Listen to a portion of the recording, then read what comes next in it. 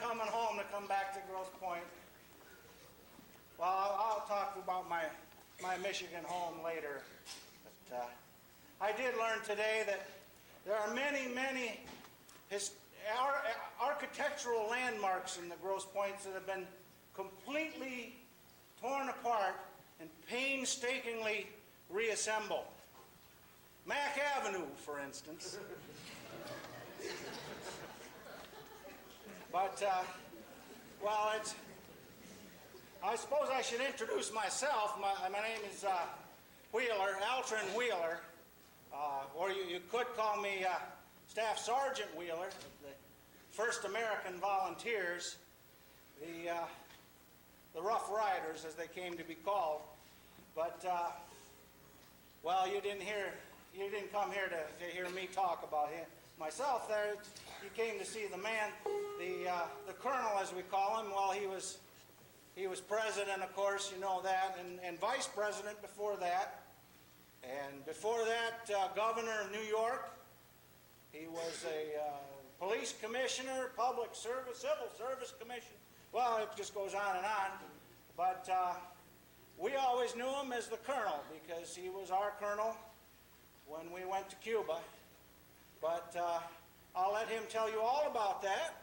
So would you please bring your hands together and give a warm welcome to the 26th President of these United States, Colonel Theodore Roosevelt.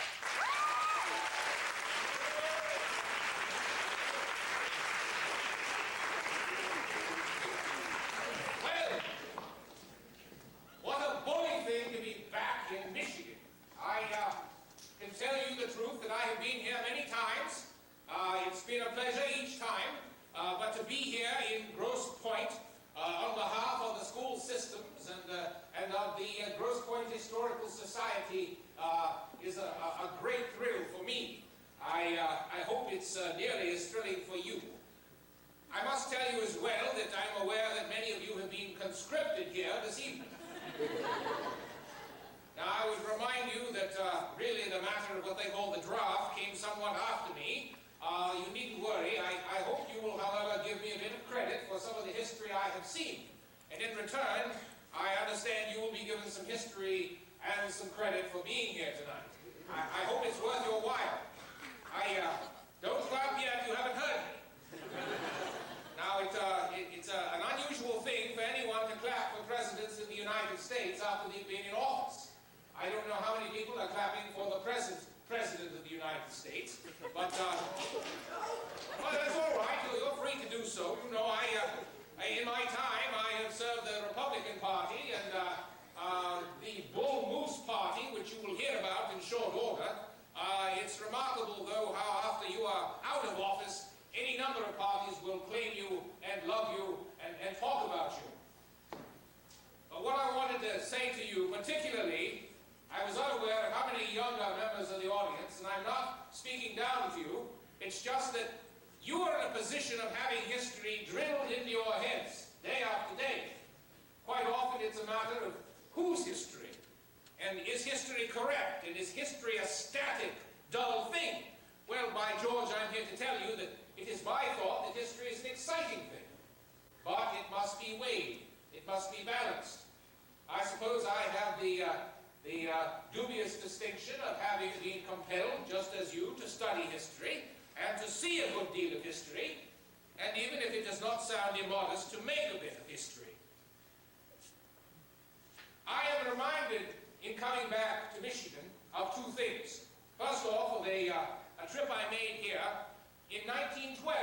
Now, this was after I was no longer president, but it was in the wake of my leaving the White House, and I was being sued.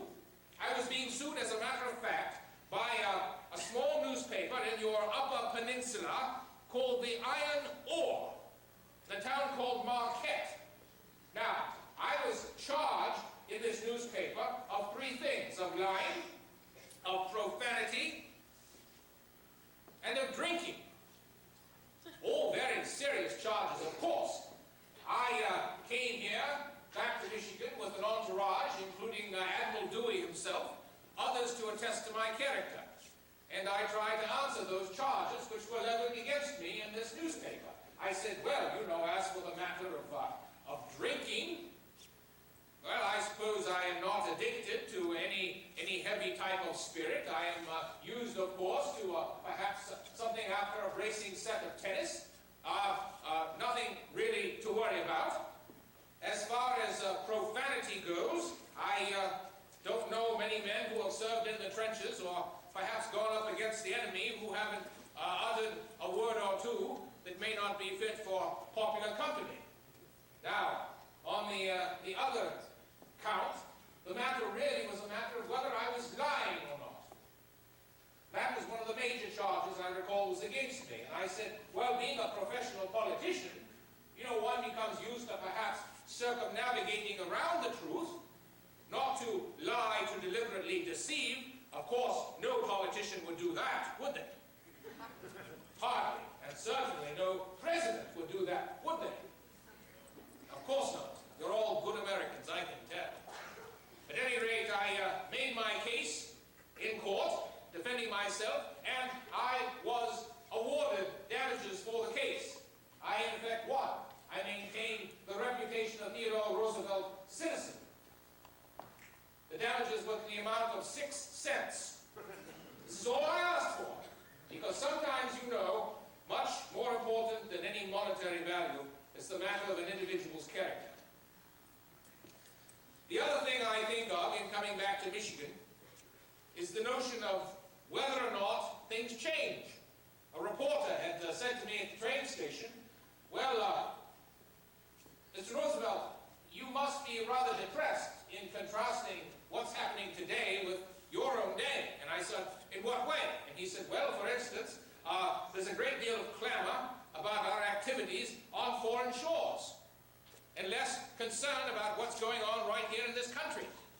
And then, of course, there are all the troubles that we have with the corporations, the magnates getting fat while the little man finds himself growing poorer. And then, of course, there are problems with the environment, and it goes on and on and on, and it couldn't have been like that in your day. And I said, young man, if only you knew. And I thought one of the reasons that I could perhaps offer you something here this evening for you to carry back, and when you are compelled to have to write about that period of time, or perhaps even of Theodore Roosevelt, you might have some standards for comparison. The country as I knew it in the year 1900 was an interesting place. Some of the statistics that I will offer you may seem minimal, but I assure you in my day they were very important. For instance, 193,000 miles of railroad connections linking the country together. In my day, that was a major thing. 60% of the people in the nation were living in some form of rural or simpler community, rather than the large cities that you know of today. In my day, there were 76 millions of people, America and Americans. Now, I watched our nation transform from a rural republic into a vast industrial power, such as it has become today. How did that happen? Was it by accident? I assure you, it was not. Upon the arrival of the 20th century, the United States was the first of the world's industrial giants, and we led the way in many other avenues. It was a time in those days called the Age of Optimism. It was called the Age of Confidence, and there was a literary gentleman who referred to it as the Age of Innocence. I don't know if many of you would look at your country today and say this is the Age of Innocence. As a matter of fact, though, even back in my day, it was assuredly the age of arrogance. And why?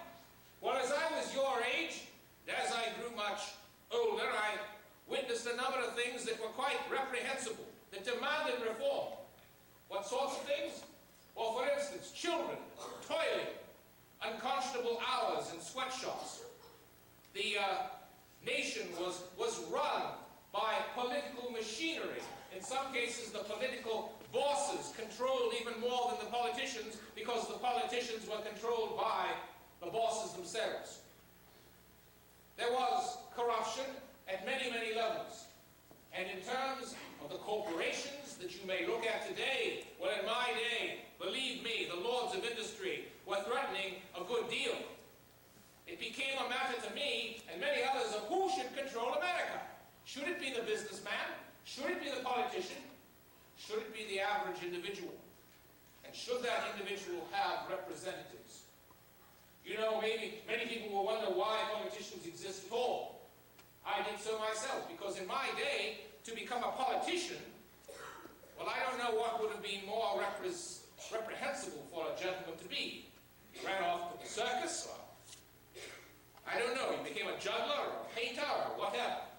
A gentleman did not enter politics, but I had my own reasons.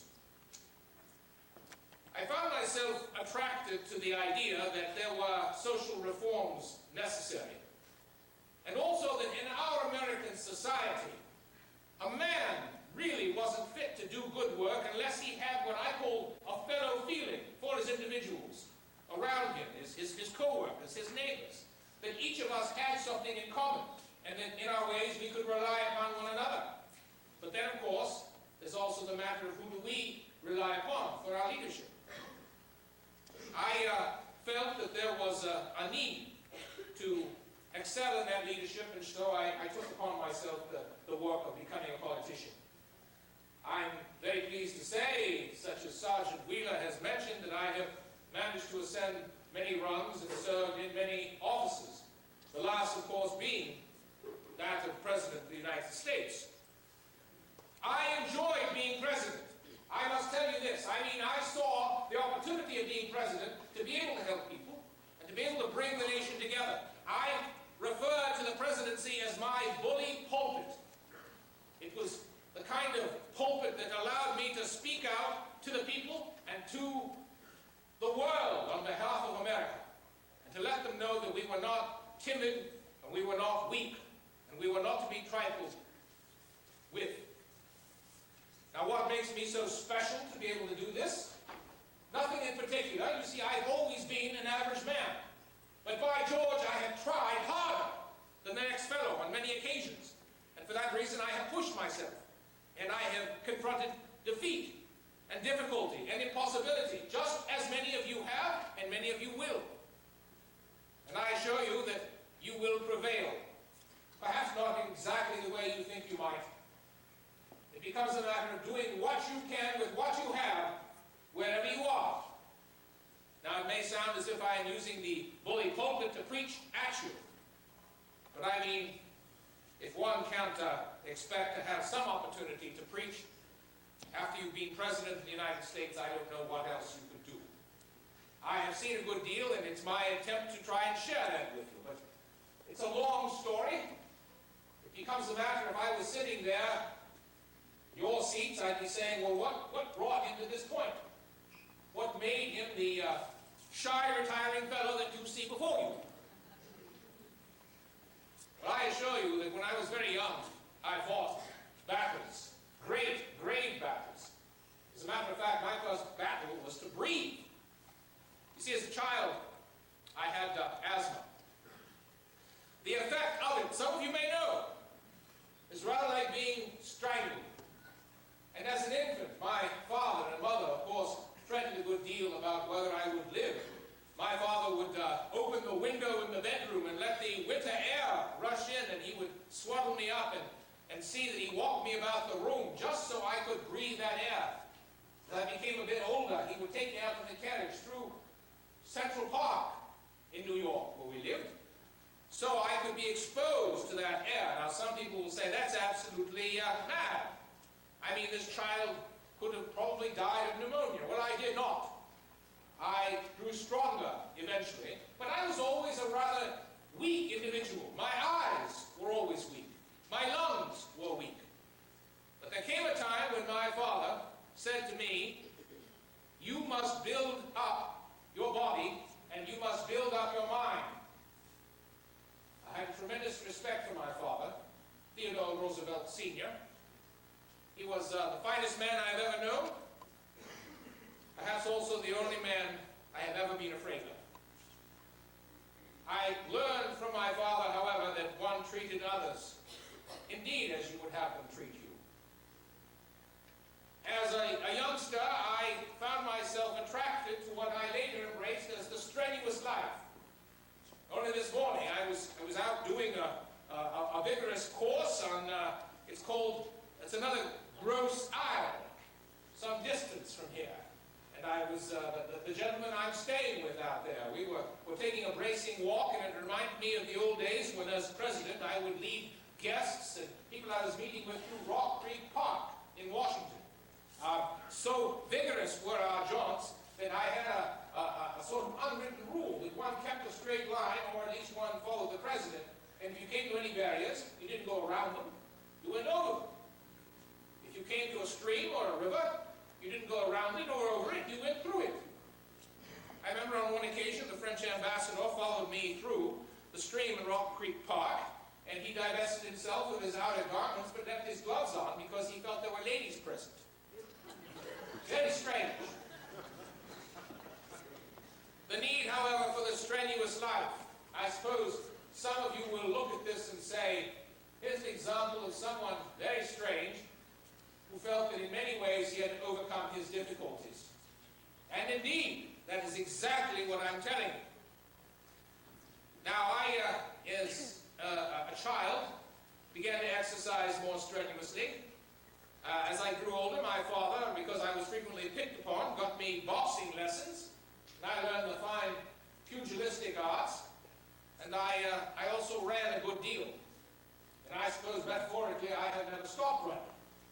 Not in the sense of exercise, or certainly for office, according to many people who wished I would stop running for any kind of office, if it meant politics. Now, I believe, and I've come to understand, that the romance of each and every one of our lives, every one of you, is shaped by what I might call your personal legend. It becomes the matter of who you are, the circumstances which shape you, the way a sculptor needs his clay. Each one of you is different. Each one of you will meet a number of obstacles, and it becomes a matter of how to surmount them, or be surmounted by them. I did not know what I wanted to do when I grew up, as they say. I am still wondering at times what I want to do now that I am growing down. It becomes a matter of constant aspiration. I thought early on that I would be a naturalist. I was very fond of animals in all forms, living and dead. I took up taxidermy at a very early age.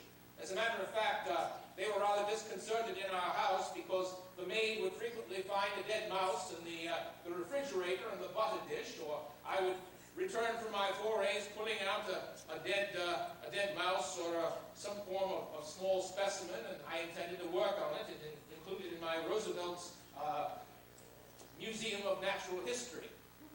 I'm certain my mother felt it would be a very unnatural museum to have all of these things in the house. But I gave up the notion of being a scientist, even though I was always in love with nature, and I thought perhaps I would be a writer. Well, I never gave up on that. I had toyed with the notion of becoming a lawyer until I saw so many people bending the law to unnatural causes. I had no real idea of what I wanted to do. In college, I studied history a good deal at Harvard, and even wrote a book on the naval history of the War of 1812. It was the sort of thing that interested me, as well as sporting events and a number of other things. Although, I can confess to you what preoccupied me a good deal was a certain young lady. Her name was Alice Hathaway Lee. She was lovely. I fell in love with her at first glance, and even though when we eventually courted, I knew that she would not have me, but I vowed that I would have her. And I persisted, and I was eventually able to persuade her, with all of my powers of persuasion, to accept me and my prospects as her husband-to-be. Alice and I were married. And about this time, I suppose I reconsidered what I wanted to do, because I university, and I elected that I might look at politics. Again, I repeat to you, it wasn't a popular thing in those days. For a gentleman of fine family and 5 generations of Dutch settlers in New York, very well-to-do. My father was a prominent glass importer, always given to great and good causes, very charitable, interested in the arts. He was the sort of man who on one occasion invited a number of very prominent individuals over for dinner. And when they came over, dressed to the nines, he opened the doors to the dining room, and there, instead of a well-placed table, there were crippled and impoverished children sitting around the table, the empty table. My father's point was, rather than to spend money excessively on any number of wanton things, that the need to help those who were in need was of paramount importance. This is the sort of man my father was. And I learned a good deal from him, particularly about those in need. And I looked about and saw a number of issues that demanded reforming. And so I thought, well, I'm certainly up to that task. And I approached certain of the power brokers of what was called in my day in New York. You see, the vast political machine was called Tammany Hall. Tammany Hall had been run by a man named Boss Tweed, they called him, and his minions reached out like tentacles in many directions. And he controlled those who aspired to run for office, as well as those who were in office. Well, I had seen the brokers of power. I had even seen the influences that they had had over people like my father. Serious businessmen who tried to get ahead, but were hampered by these power brokers. And so it was about this time that I decided to enter the Republican organization, the 21st District Republican Organization, which was located above a bar at 5th and 59th Street. There was a fellow there named Joe Murray who ran the shop, and he entertained this young dandy who came in and said, "I wish to represent the people of this district." Well, they must have thought I was amusing in the beginning, but I persevered, and the more I talked to them about my ideas of reform, I was told that my ideas went down good with the boys. So it was I eventually became the candidate for the district. I am very pleased to tell you that even though I was regarded as a dandy, and there we were in that bar-like atmosphere, and I did not drink and I did not smoke, I did develop a fellow feeling with the boys. What I'm even prouder of to tell you is that I did win that seat by 1,500 votes. I was a newcomer in Albany, where they kept the district's representatives. I was like a new boy in a strange school. And so it was that my life was in perfect running order. You see, now I had a career. I had a beautiful young wife. Happens that it was an amicable situation that my mother moved in with us. My mother and my wife got along very well, which is also a wonderful thing when it happens. Doesn't always. In my case, it did. And I was able to exercise myself in terms of my other great loves, my writing, my reading. I would be in Albany for most of the week, and I would come home at the end of the week. I even made trips to explore in those days. I went out west. I went out to see the Dakota territories because I had some thought of investing in a cattle ranch. This dude, as I must have looked to those gentlemen out there.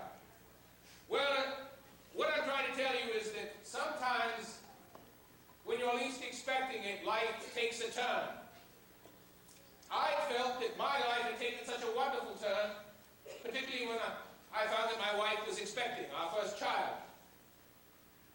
So it was that there I was working hard in Albany to help the people of New York, and then rushing home to my beloved Alice, see my mother and my family. And so it went. Life was perfect for Theodore Roosevelt. And then came the time when Alice was due, and I was on the floor in Albany, pontificating on some bill or whatever, and I received a telegram saying that Alice was about to give birth, that I must hasten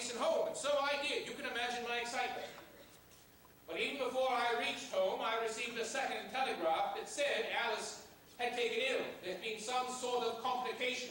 You can imagine my desire to get home as fast as the train would carry me. I got into the city, raced my way along the streets. It was a horrible bit of weather we were having in New York. It was February weather. It was drizzling. It was foggy. It was damp. It was chill. If you'd been a poet, you would have thought this was somehow ominous. It was what they called suicide weather.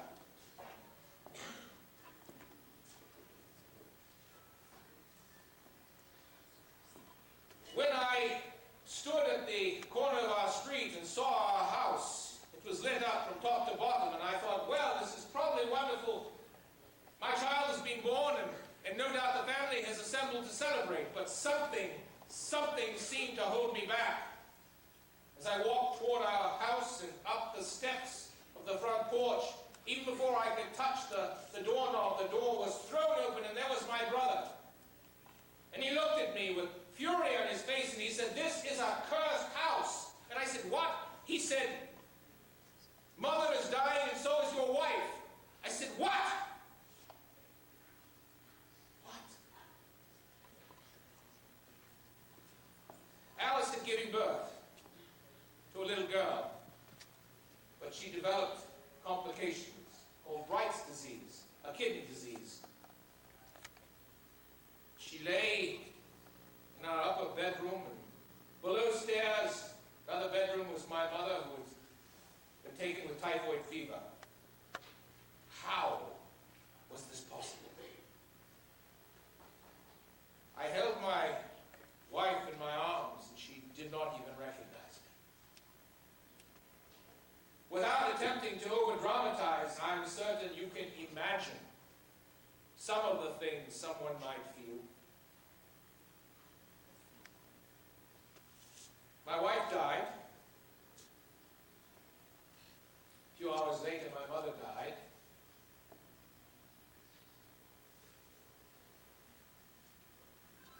And I was alone. Very alone.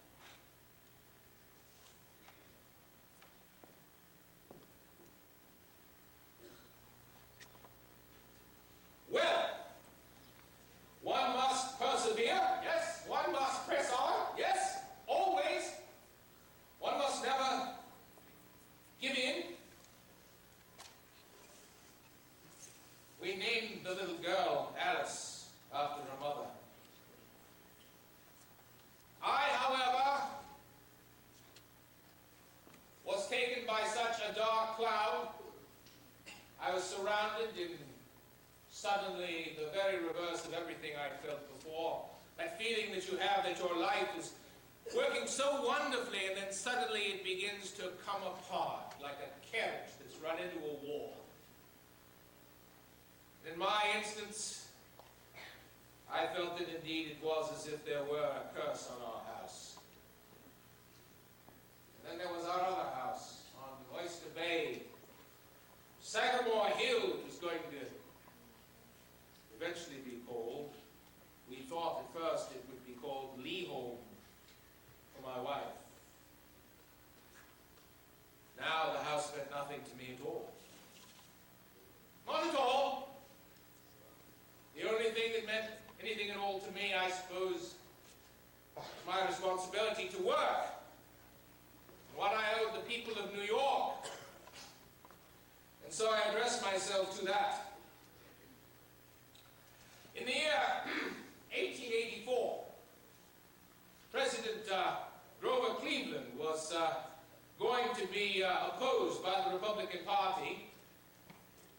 It became a matter of who would oppose him, who would be supported. I was given a candidate to support by Boss Platt, one of the major political machinery bosses in New York, and I was told that I would do what they said I should do. And I said, "You can't buy me."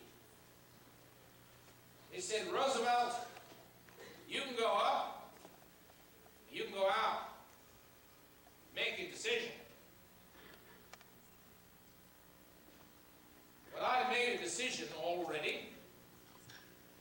I knew that the bridges I was crossing and had crossed had all seemingly burned.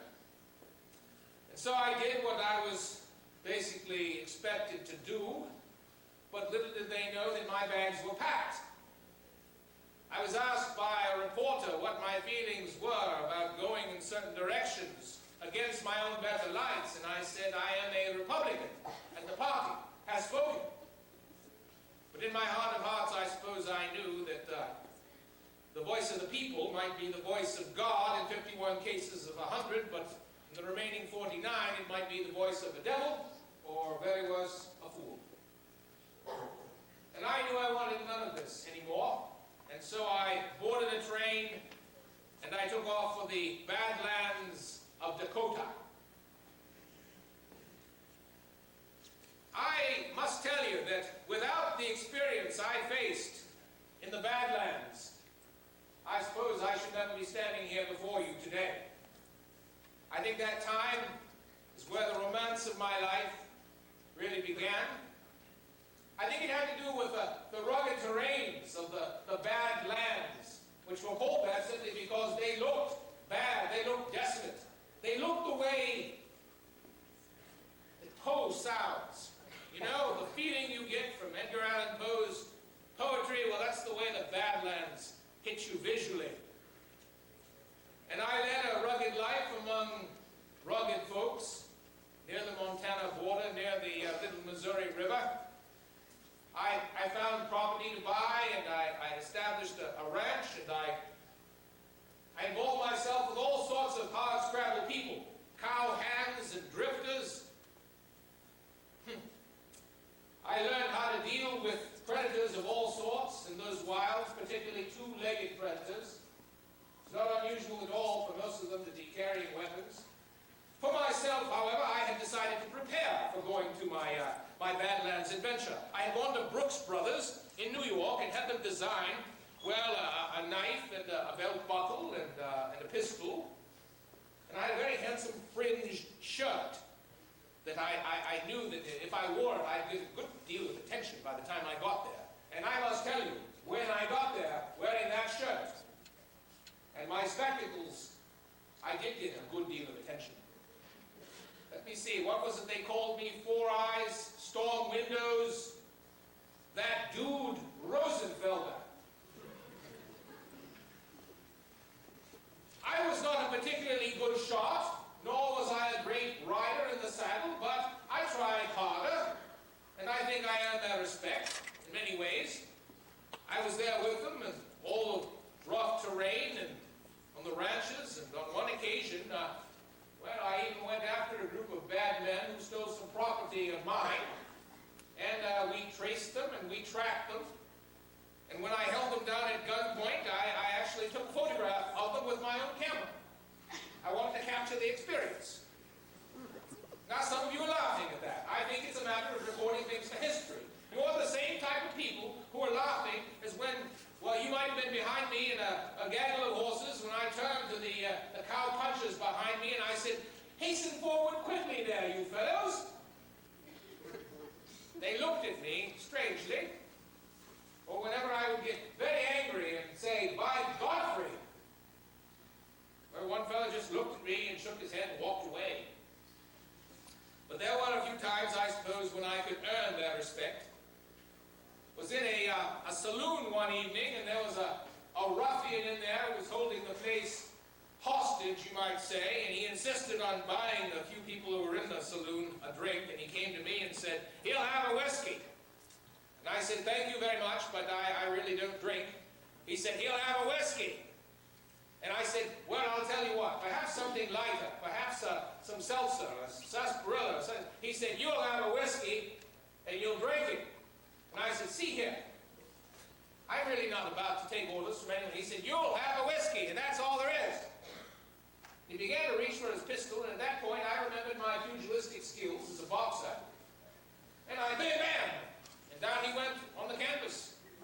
And I said, someone call for the sheriff. Well, we were no longer being held hostage by that bully. And that dude Roosevelt had handled the situation the same as someone might have who was covered in buckskin and the experience of those western climes. But more importantly, ladies and gentlemen, I can tell you the effect of that time, living among those types, it reinvigorated me. And it left me with a feeling that black care seldom sits behind a rider whose pace is fast enough. Black care had spent a good deal of time sitting behind me, but I had to saddle up and ride hard and ride fast to avoid it. And I decided it was time to re-enter the world that I was used to. I heard that there was going to be a mayoral race in New York, and that perhaps I might throw my hat into that ring, as I later said. You've heard that expression many times, I'm certain. Little of you probably knew that it was Theodore Roosevelt who said it. Think of that if you ever decide to throw your hat into a ring. And so I returned to New York, and I successively lost the mayor's job. Never had it, I lost it. But I did gain something else. It was a great struggle for me to consider being romantic about anyone again after Alice. I had run into a young woman named Edith Carew, whom I had known as a child, and seen as I grew older. I suppose something in me actually made me try and avoid her. But now I'd seen her after my return from the Badlands, and something was happening. I must tell you as well that I felt quite guilty over the notion of, in the wake of Alice's death, should I be thinking about anyone romantically? Well, I tried not to, but I couldn't help it.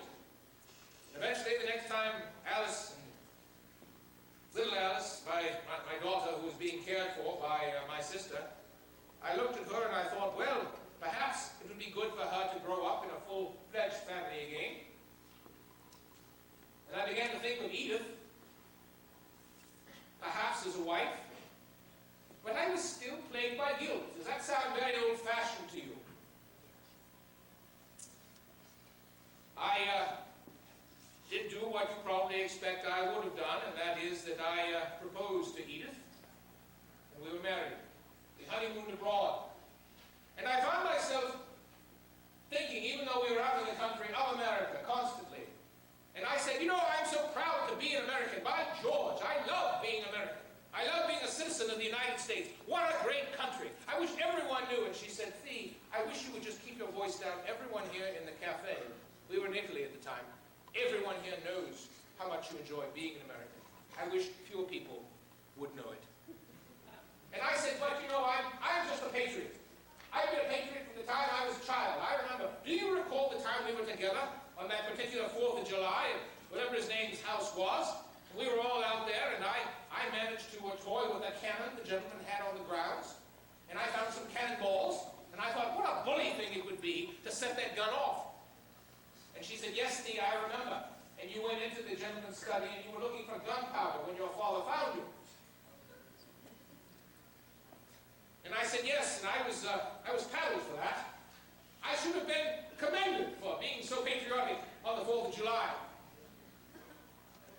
Well, my patriotism did continue. We returned, and our home along the Oyster Bay became my home with Edith and eventually our growing family. In the year 1888, President Harrison was elected, and I became a commissioner on the civil service. I was very interested in my 6 years of service to address what was called the spoils system, the wrong people getting the right jobs. And so I began to address that. I've always been concerned about reforming things that needed reforming. And then on the heels of that, I was appointed to the police commission in New York. And for 2 years, I served as the president of the police commission, trying to improve the commission and the standard of officers, something that we continue to need to do today. I'm certain you may even have a need to address the police department here in greater Detroit, in Michigan. I'm uncertain. I haven't read your papers, but it's a likelihood. And, however, when I left as police commissioner, I had the respect of most of the men on the force. One of the old veterans said, Roosevelt was dead square, was Roosevelt. And I was proud of that. You know, I used to go out in disguise by night, cloaked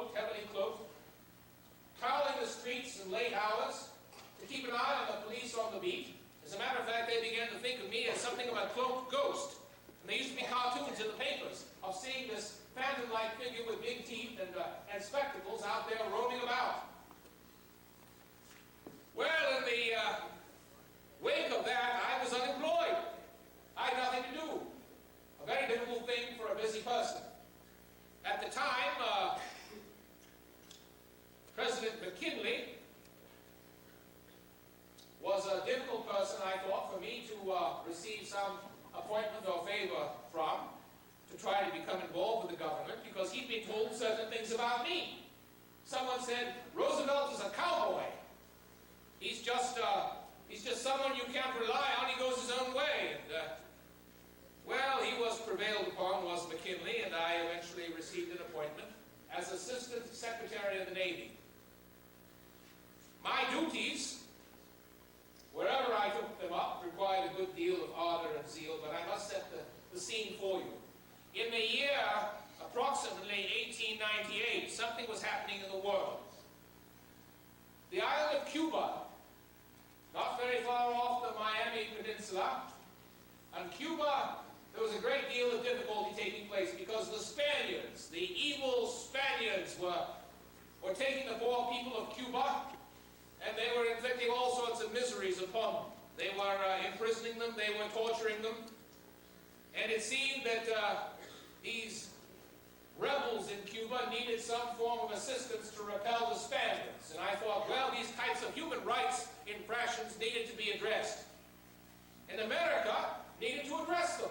I mean, there was the island of Cuba, and there were these human rights infractions taking place, and there were the Spanish, the haughty Spanish, thinking they could do whatever they wanted to these poor people, torturing them, killing them, imprisoning them, raping their women. America needed to step up. And if it took going in to Cuba and putting the Spanish down, that's what we must do. Now, many people felt as I did. However, President McKinley did not. A number of others were afraid for America to enter war, because you see, America had not interested itself in going into another country and taking it over, or opposing a foreign aggressor, particularly in the name of these human rights infractions. Now there I was as assistant to the man who headed the Navy, Assistant Secretary of the Navy. And I felt that it was probably important for him to step up to the plate. You see, America had what was called a manifest destiny. It was plain to many that we ought to overthrow anyone who really got in the way of freedom and liberty. Something must be done. And if it took war, it was my feeling that war was the sweetest triumph of all. America needed to be tested as it never had before. Well, how could this happen? More importantly, how could I make this happen?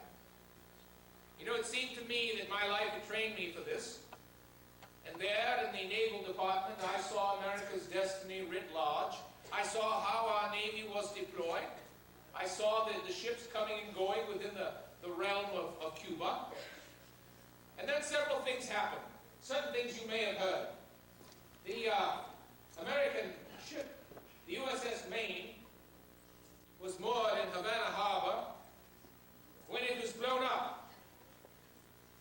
There were more than 250 American young men killed as a result of that catastrophe. Obviously, it was a Spanish effort to assert their own power. I felt, however, that this sort of thing could not stand. I mean, no one had the right to do this to America. No one should be able to assault America, whether its vessels were parked in a foreign harbor, or worse yet, the day might come when someone would assail an American vessel in an American harbor. Incredible to think of, but perhaps it would be possible. And we had to forestall the opportunity. The cry, "Remember the Maine," "The hell with Spain," was very popular in those days.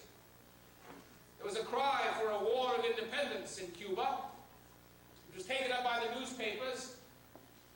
A man named Randolph Hearst, who ran certain of the newspapers, very powerful magnate, he employed Frederick Remington, the great artist, to draw pictures that would accompany the stories of the Reconcentrado, as they called it, the insurrections and the troubles in Cuba. Hearst was quoted as saying to Remington, "Freddie, you just draw the war and I'll make it."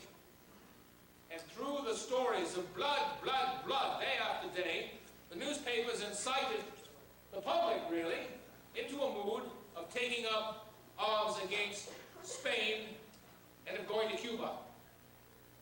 Well, how could I make that difference? I mean, it occurred to me that there were only a few obstacles in my way. The president was one of them, and Congress was the other.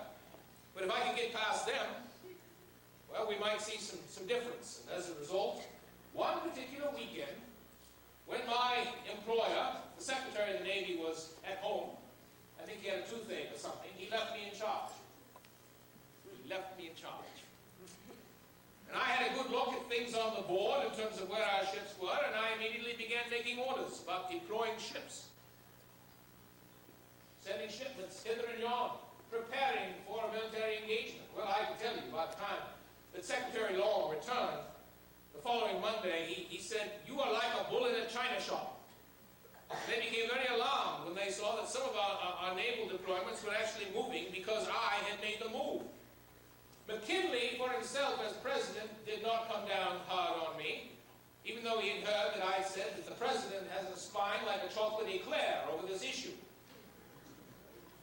Well, I suppose it was the main, I suppose it was a combination of other kinds of episodes, but eventually we declared war on Spain, and the decision was that we would move into Cuba.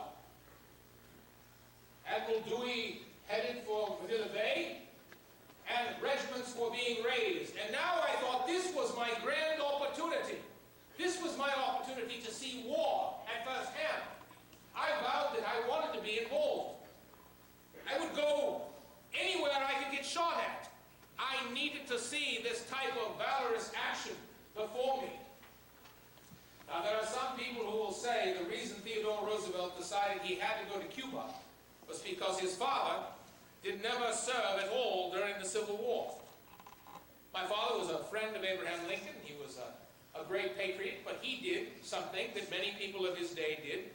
He literally paid someone to serve for him. This may sound heinous to you, but it was a practice in those days that was commonly done. My father did this not because he was a coward, but essentially because my mother, who was they might call a Southern belle, had two brothers serving in the Confederate States of America, and she would not see her husband going to war against her own family.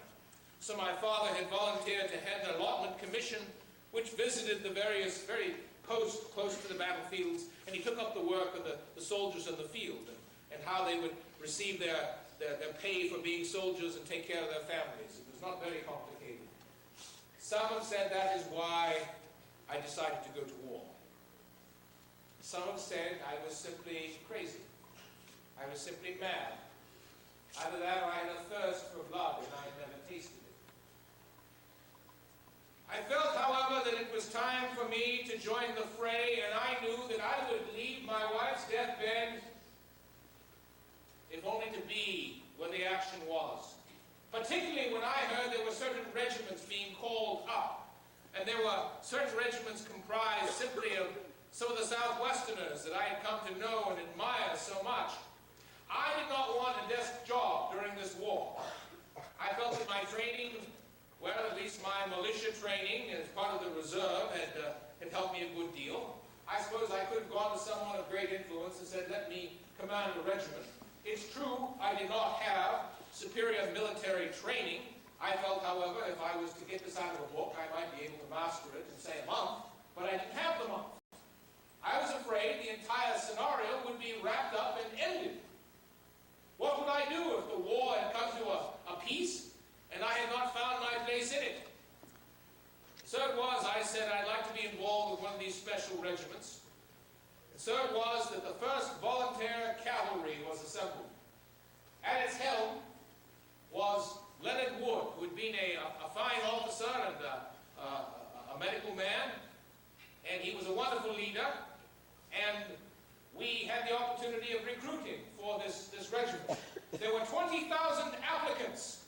20,000. Eventually, there were 1,000 slots that were filled for the first volunteers.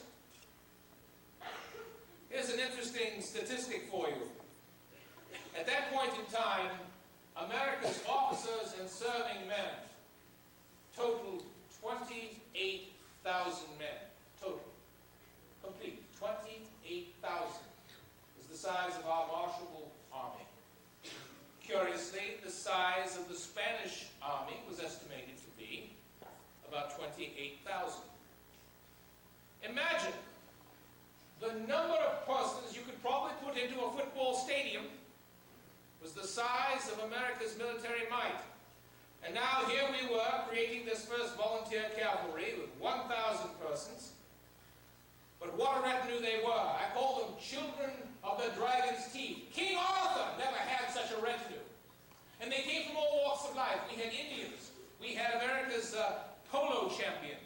We had Wall Street bankers. We had socialites. We had all sorts of people. We even had a fellow from the Internal Revenue Service.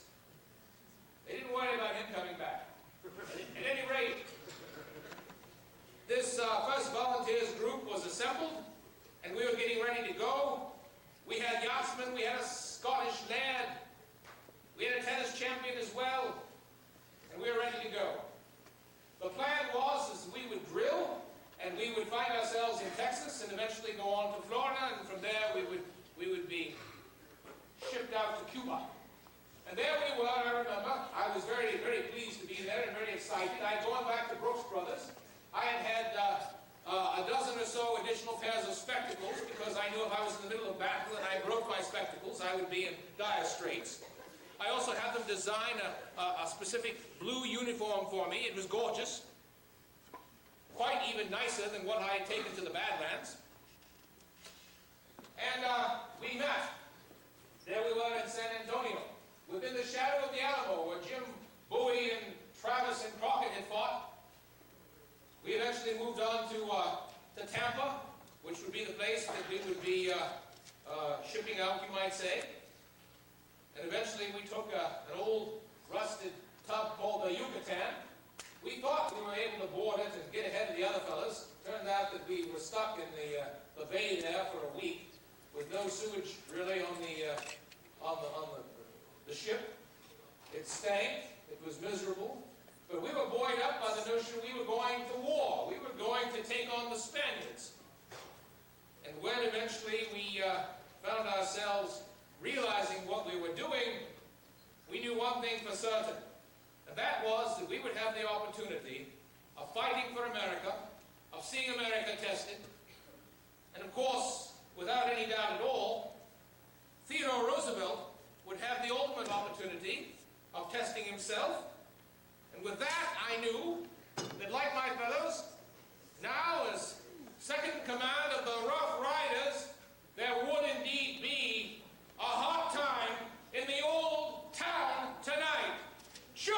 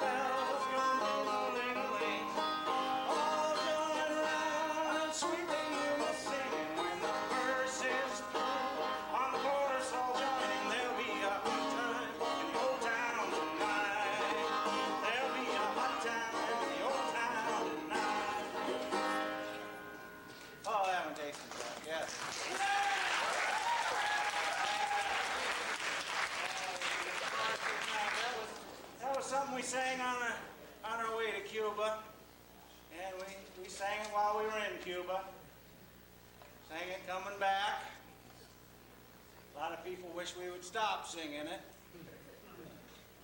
You might wonder how a fellow like me got to be a Rough Rider. Well, coming off the farm in Newaygo, Michigan, I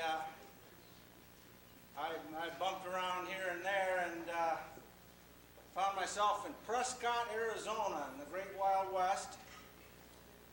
And an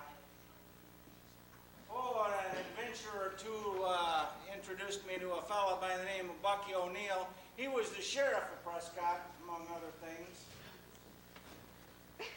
And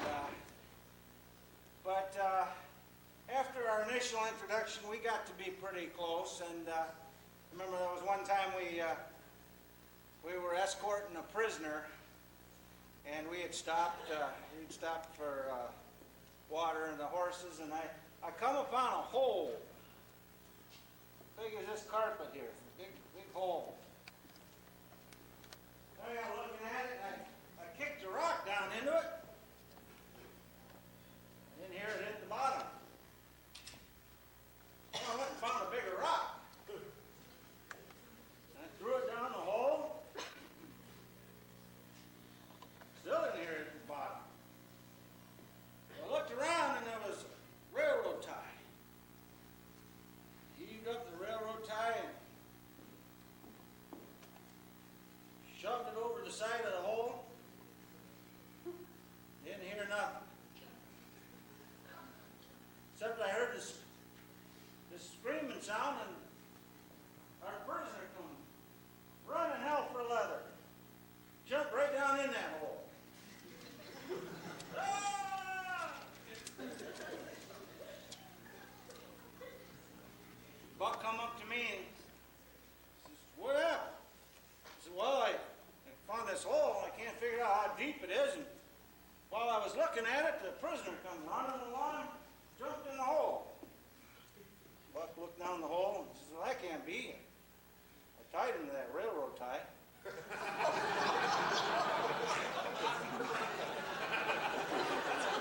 Well, one day Buck comes to me and he says, "You know, I think I'm gonna go down to San Antonio." I said, "What for?" He said, "Well, I'm gonna go to Cuba and fight the Spaniards." I said, "Really?" He says, "Yeah." He said, "Really?" I said, "I think maybe I ought to go too." He looked at me and says, "Well, maybe you ought to." I said, "Yeah, maybe I ought to." So I did. Well, a lot of things happened in Cuba, but I think I'll let the colonel tell you about the rest of them. Why don't you welcome him back out here?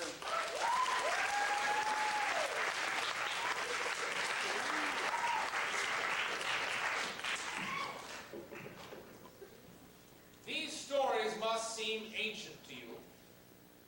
Must seem almost impossible that people could have been so, I don't know what, so impulsive, so strange, so old-fashioned. But it was the old-fashioned to believe in the country, for the country to believe in itself. And for America, of course, to want to test its own might, and to be able to go anywhere at any time to protect anyone whose liberty and freedom was being impugned, particularly by some dastardly element that seemed to be a soulless power that had no intention or no care at all for what was right, what was good and true. So it was that we went. We moved on Cuba. I remember many things even before we landed. We were aboard the ship, and I remember doing a little Indian dance, thinking how eager I was to get there and do what we were there to do. I looked around at the fellows who were gathered there. They were wearing their first volunteers, their Rough Rider garb. Like myself, many of them had left their homes and their wives and their families. For what? For an uncertain future, the possibility not to return, to die on a foreign shore, but if so, they would die for America. There were some who felt we shouldn't be going at all. However, America's might was placed behind this effort. We were there to defeat the Spanish and to save the Cubans. Now, the Cubans themselves were of a variety of different types, African, Spanish, individuals of various descents. But what was going on in Cuba was so close to the United States that it seemed almost impossible that these villainies could be occurring. So it was that we did our best to repel them. We made our landing, and we were hoping to get the first whack of the battle, and it turned out at a place called Las Guasimas, we found out what it was like to be fired upon. The snipers were picking away at us, and we returned fire, began working our way inward to the hills within view of Santiago, where the Spanish were situated. Our force pushed forward through those jungle areas. Our commander-in-chief, General Shafter, was at a very safe distance. The fellow weighed in excess of 300 pounds. He drank heavily. He had a bad leg, and yet he was our leader. We were out there in the jungles, Leonard Wood and myself and those very brave men, pushing inward as the snipers began whittling away at us, as the Spanish artillery began firing down upon us. I was the only one on horseback. It was a very strange thing because before we left, the original intention was for us to have a mounted force. It was not feasible to be able to take the horses with us. So I had my steed, Little Texas, and I was doing my best to charge about as much as I possibly could. It became very obvious, however, that we were down below and the snipers were up above and they were picking away at us, and I said, Leonard, the only thing we can do is to make a charge on one of those hills. And he said, Theodore, to do that would be a suicide mission. And I said, but Leonard, it must be done. And someone must do it. And I think it's for the Rough Riders to do. Well, he looked at me and he shook hands and he said, good luck, Theodore. I cannot tell you people, you young people in particular, what it's like to have planned for such a thing and then to feel the wolf rising in your blood as you get the opportunity to do what you've dreamt of doing. There I was with the bullets whistling by. I looked at my men. I said, the Almighty God and the just cause are with us. Gentlemen, charge! We began to move. And they continued to fire down upon us. We lost many men, but it was important. It was quite important to make the showing. There's one point when we were dug in and I had my emblem of officership, my small swagger stick, and I was walking about on the rampart and they kept yelling, you know, sir, get down, you're going to be shot. I said to someone later, you see, the problem was the men were hunkered down because they were afraid of being killed. I had to give them the best impression of all that I was not afraid. Truth to tell, one of the lessons I've learned in my life is if you try hard enough to appear not to be afraid, you will not be afraid. There were others who were not so fortunate. You've heard Sergeant Wheeler talk about Bucky O'Neill. What a gallant man, a man of the old Southwest, a lawman who had chased many an outlaw. Good with a pistol, good among men, trusted, loyal. And there was Bucky O'Neill standing up bravely against the onslaught by the Spanish, and his men were begging him to get down. And O'Neill turned and said, men, the Spanish bullet has not been made, it'll kill me. And at that point, he was shot in the back of the head.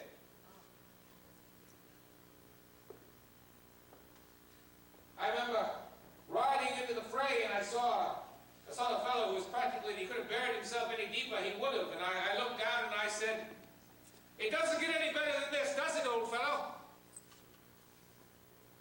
And he looked at me and I said, I am here on horseback and you are burrowing your way down into the ground. Stand up and fight, man. And he stood up. He was shot in the back. It may seem amusing to you, but I would ask you to exercise every bit of your imagination to know what it might be like for someone to be firing at you as as you proceed to make your way up a hill. Not down, but up. So it was that we advanced 2 hills, Kettle Hill, San Juan. We made our way up Kettle Hill. Very difficult. We took the most blows. The snipers whittled away at us. When we finally got to the top of Kettle Hill, we looked over and saw activity at San Juan. And I said, "Come on, men, let's now move over there." And I began charging down the hill in order to get up the hill again. And I looked behind me, and there were perhaps 4 men with me. And I yelled at the others who were up top. I said, "What? You're not joining? Didn't you hear the order?" And they said, "We didn't hear the order." And I said, "Then charge!"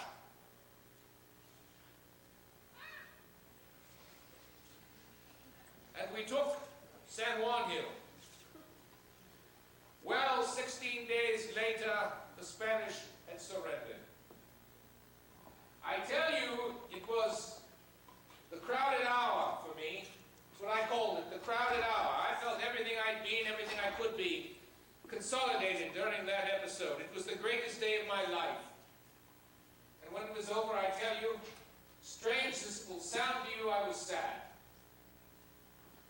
Eventually, the word of our victory, of course, was trumpeted. By the time we reached the States, and we were beached once again in Montauk, ready to be redistributed on our way back to our home fires, I was a hero.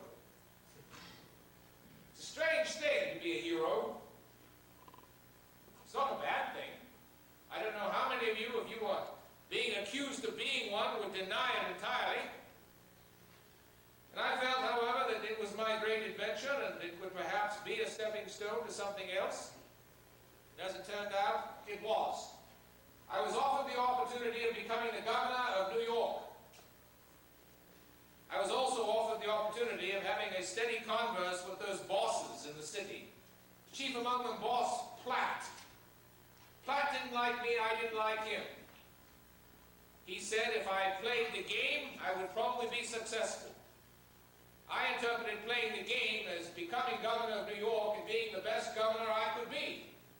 If it meant placating the machine, I would not necessarily do that. And I did not grow very popular thereafter because I did not placate Boss Platt's machine. He was on record as saying that we're going to have to bury the bastard. We're going to have to get rid of him. He didn't like the governor. And he had other plans. How to bury me? Well, Boss Platt had an idea that was appreciated by some of the others. It was to make me vice president under McKinley. Now, I don't know if you know that much about the office of president, but being the vice president is not the most exciting thing in the world.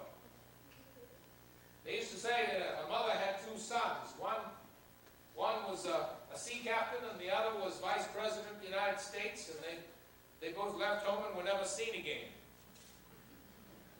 To be vice president was to be buried in need. It would be to become obscure. I felt that I would have no opportunity of doing what I wanted to do, but, well, it seemed as if the entire situation was bent against me. I was offered to McKinley, and McKinley grudgingly accepted me, and so it was that I was taken onto the slate. McKinley's close advisor, Mark Hanna, said to him, he didn't trust Roosevelt. He said, he's crazy. He's a cowboy. He's a glory seeker. Matter of fact, Hanna was on record as saying there is only one life between that madman and the presidency. But of course, no one ever truly believed that Theodore Roosevelt would become president. Certainly not least Theodore Roosevelt. I decided to make the very best of my time. I would write, I would research, I would travel. I even thought of taking up the law, getting some Supreme Court justice to tutor me. I thought it might be interesting. So it was that when I campaigned for McKinley, before his re-election, I covered 24 states, 20,000 miles. I gave 700 speeches. And I supported the issues that were common at that time, the gold standard, high tariffs. And McKinley, you see, his opponent in this race was William Jennings Bryan. Well, McKinley won. I became Vice President of the United States. I was sworn in at the age of 42. Quite a young man. Might not seem so to you. And so it was that I found myself thinking that I was like that man who went to sea and never came back. What would be possible for me after my time as Vice President was over? Well, everything, I suppose, was fine until 1901, the autumn, when President William McKinley went to the Pan American exhibition in Buffalo, New York, and was felled by an assassin's bullet. I was vacationing with my family at the time, and I was given the news that the president was severely wounded, but then I was told, fortunately, that he was on the mend. And my greatest fears of all were not to be realized. One of those afternoons of the vacation, I decided to climb a mountain by myself. For some reason, no one wanted to come with me. On the way down, I saw someone rushing toward me with a piece of paper in his hand, and I dreaded the worst, and the worst came to me immediately. William McKinley had died of the assassin's bullet, and they were waiting for me to make official the fact that I was to become 26th President of the United States. It's a very, very sad and difficult way to become the leader of your country, but that is how it happened to me, and I decided to make the most of it. I tell you true, no one has probably enjoyed being president as much as I did. I mean, I took every occasion to celebrate it. I managed to surround myself with fascinating, brilliant people. We invited them to the White House. My wife, Edith, took on the job of redoing the White House, which looked like a cross between a ruined mansion and the old Astor Hotel in New York. It looked bad, and she took it on, and we refurbished it, and it became the White House. And the President's Oval Office, situated in the west wing of the White House. So it was that I took up the job of being president, which involved a good deal of fun. I mean, I've never enjoyed anything but a strenuous approach toward my work as well as toward my fun. And so those trips to Rock Creek Park, they became absolutely essential, and our family was rather large at the time, and the children loved it. They loved being at the White House. One of my friendly critics said to someone, "You must keep in mind that the president is really only 6. I didn't take that as much of a criticism in the long run as I might have. However, at the White House, it was always something going on. My children, they kept a veritable menagerie. I suppose they inherited this from their father's childhood interest in having a natural museum of his own, and so it was in the White House. We had 4 dogs. We had 2 kangaroo rats. We had turtles. We had a flying squirrel. We had kittens. We had a blue parrot, a rat, a guinea pig, hens, a badger, and of course my son Quentin had a number of snakes, which he would pull out of his shirt or his cap or his pocket to astound guests on a regular basis. My daughter Alice, she had grown old enough to be precocious.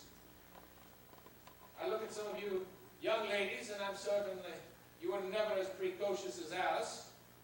She developed an attitude that she was in charge of things from time to time, very willful. Heard reports she was found smoking in public, found driving an automobile, tooling down one of the main avenues in front of the White House at 15 miles an hour. Can you imagine? A willful child was Alice, and I was asked by a friend of mine if I couldn't pull her in and rein her, and I said, I can control the country, or I can control Alice. I cannot control them both at the same time.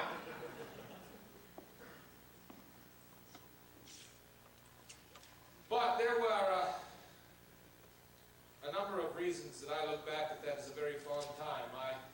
My son Quentin was asked by one of the reporters, "What is your father really like?" Quentin was a very serious little boy, and he said, "Well, you know, I see him about sometimes, but I know nothing at all of his personal life."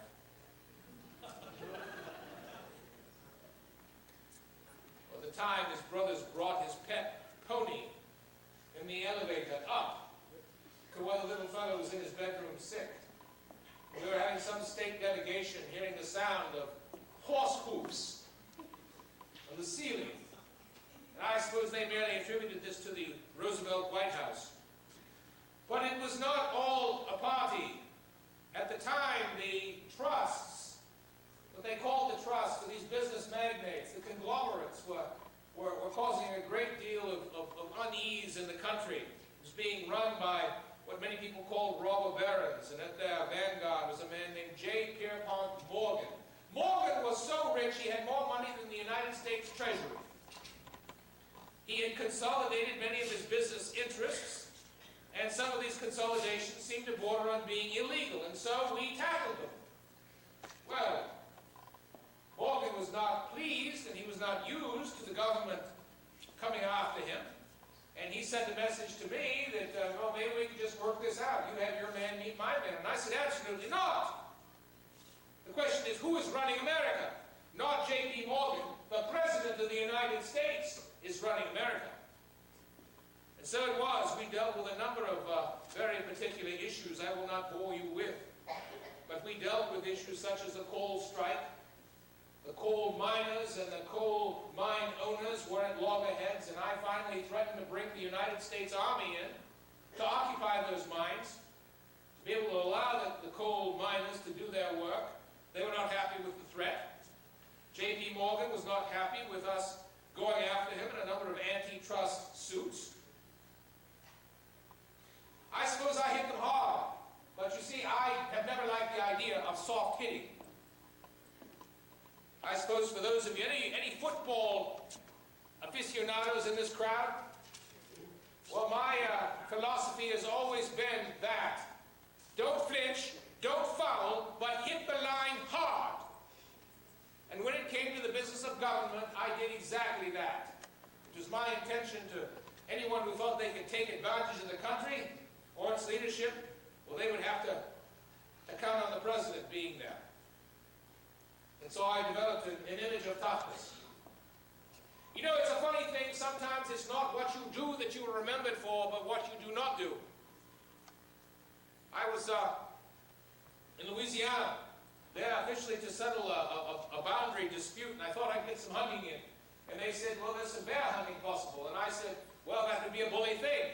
So we went out with a guide, and they happened to find an old bear. Poor, sad bear. Didn't really need to be shot. As a matter of fact, they brought me to him and they said, there he is, Mr. President. And I said, I will not shoot that bear. Well, the upshot of that story is that the newspapers got hold of the notion that Theodore Roosevelt, or Teddy, as some of those people who are not warranted to call me Teddy like to call me, did not shoot the poor bear. And there was a gentleman in New York who made children's toys. And he made a stuffed bear. And he wrote to me and said, would you mind, Mr. President, of our calling this the teddy bear? And I said, well, I know nothing at all of the business of toys, but I suppose he's a cute little bear. He sent me the prototype, and I said I wouldn't mind. And so there you have the association of the teddy bear. I don't know that you see the resemblance. Maybe you do, and it's best not to admit. But as I say, sometimes it's the things you do not do that you're remembered for. Well, I knew that eventually with the election of 1904, I might have the opportunity of being re-elected on my own, but I was nervous about it. You see, the way I became president was not the way I would have chosen. But when the election came, I was heartened by the fact that I was roundly re-elected, and I said, look out for me to those trusts, those big businesses. I also made one of the greatest mistakes in my public life. I vowed at that time I would not pursue an additional term. If nominated, I would not serve. Well, there were times later I thought I would have cut my right arm said that. I would regret it. By the time my term ended, we had managed, however, to achieve a good many things. To your great relief, I will not spend a lot of time talking to you about them. They're in the books. But if we were to recite but a few of them, they would have to do with the protection of more than 1.5 million acres of natural lands, the Reclamation Act, reclaiming our wilderness. You know, there were a group of people ready to go in and alter the Grand Canyon, and we saved the Grand Canyon. I found that with a stroke of the pen I could protect birds on Pelican Island or any number of other places, and we declared parklands and nature sanctuaries and preserves, and I'm very proud of that. We also created a good deal of legislation to address child labor. We arbitrated the conflicts between Russia and the Japanese. We passed the Pure Drug and Food Act, and we instituted more than 45 of those antitrust suits. We limited armaments. We created the Panama Canal. Wish I had time to tell you how I managed that one. And we decided to send America's great Navy, our great white fleet, around the world to impress our foreign friends of our might and our presence wherever it was necessary. Eventually, however, it was time for me to leave. I felt I was leaving the office in good hands. William Howard Taft, my vice president, presumably would become the next president, and I would be able to retire. Symbolically, the presidency falls. I could retire from the office and not worry about it, even though I was proud to represent it. However, on my trips and my travels to Africa, to Europe, where I was feted almost as a royal member myself, back home, certain things were happening. It seemed that my friend Taft was not running true to many of the policies I had instituted, but he was, in some cases, seemingly reversing those policies. He was placating some of my enemies. He was undoing some of the things we'd fought for. It became very apparent to me that Taft was not doing the country any favor by remaining in office. So when the election of 1912 came, it became a serious matter of who would run against Taft. There were those who wanted to draft Roosevelt back, but the Republicans would not have me. You see, my own party did not want me to divide the party. A gentleman named Woodrow Wilson was in the wings to represent the opposition. And when it was plain that the Republicans didn't want to have me, I joined the banner of a progressive group called the Bull Moose Party. I wear its button here. I was frequently fond of saying to them that I'm as strong and as fit as an old bull moose. That fitness, that lifetime of fitness sometimes comes in handy. We were in Milwaukee. I was about to make an address, and I got out of a vehicle, and a gentleman walked toward me. And in that inkling, I had a sense that something was very wrong. And then he shot me. I fell back. The only thing I can recall is I remember the gunpowder in the air, and I remember yelling, don't hurt him. I was wounded. But remarkably, the would-be assassin's bullet managed to pass through, brought for you to see, my glasses case, and the speech that I was to deliver. You know, the strangest thing of all is when I unfolded that speech, where the bullet hole was, the line read, "The only safe course." Strange. First thing. And when they insisted I go to the hospital, I insisted to change my shirt and go on to the speaking engagement. And the audience was raucous, and they were cheering, and I asked them to be quiet. And I said, if you wouldn't mind, you see, I've just been shot. And they did what you just did now. They laughed. They thought I was making a joke. And they came to understand in short order that I was not. Well, I suppose it wasn't my time. But Lincoln had been felled by an assassin's bullet. Garfield had been murdered by an assassin's bullet. McKinley had been killed by an assassin's bullet. I was not afraid. I didn't give a rap for being shot. It seemed to me that this was one of the perils of existing in a rough, uncivilized land. It went with the office. But as I say, it was not my time. Well, I managed, I suppose, according to some people, to be a spoiler. Wilson won, Taft lost, Roosevelt lost a good deal, according to many. Later, there was some talk of my coming back, but it did not seem to be in the stars for me. I saw the First World War engaged, and I saw my own boys, my own sons, enter the conflict. They asked me how I felt about my sons going off to war, and I said, well, my boys are eagles, not sparrows. It would be hypocritical for me after all my talk of war. So I said until my son was killed. And then I began to wonder at the glories of war, the valor of war. Was it I who had said, any place I can be shot at? I might have better said what the Englishman Churchill said, nothing more invigorating than being shot at to no effect. But what if the effect is death? Does that merit the adventure?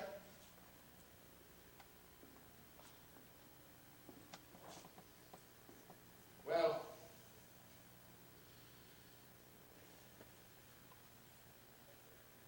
it's time for me to leave you, but I wanted to leave you with a thought. The thought is to be proud of this great country, even in its travails, even when it is difficult to support those you may disagree with. There will be many who will criticize, and it is a right in America to criticize. But I think it's important for all of us to remember that it is not the critic who really counts. Not the man who points out where the strong man has perhaps stumbled. Because you see, the credit belongs to the man who is in the arena, or the woman, whose face is marred by dust and sweat and blood, who strives valiantly, who errs and who may fail, who falls short again and again. There is no effort at all without error. What is important is to try. Thank you very much.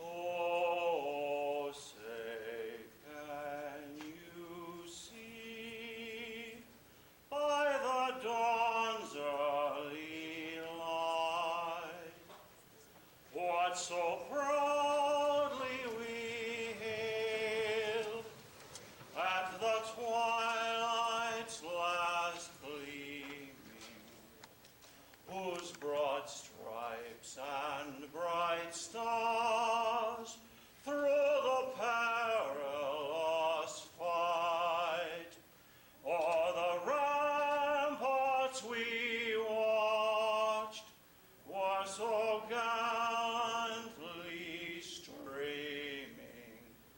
and the rocket's red glare, the bombs bursting in air,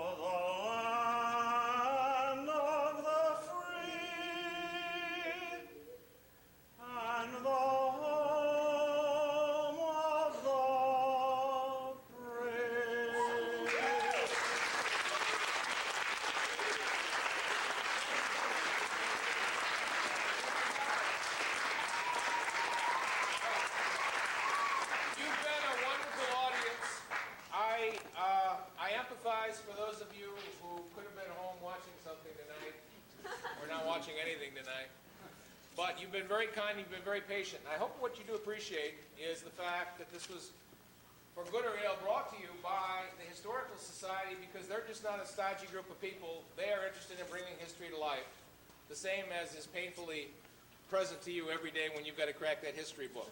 I hope there's something about Theodore Roosevelt that you enjoyed. I want to thank the Historical Society and the schools. I want to thank Dan and his crew for, the lighting doesn't happen by accident, the high tech. This man, Craig Wheeler, I have dragged at huge distances for us to do a variety of shows. It might be Mark Twain, it might be Charles Dickens. I finally managed, he got married a year ago, and he lives in Grosse Pointe Woods. I brought you one of your own tonight. So thank you for being very patient. It was a joy for us to be here with you. Go home.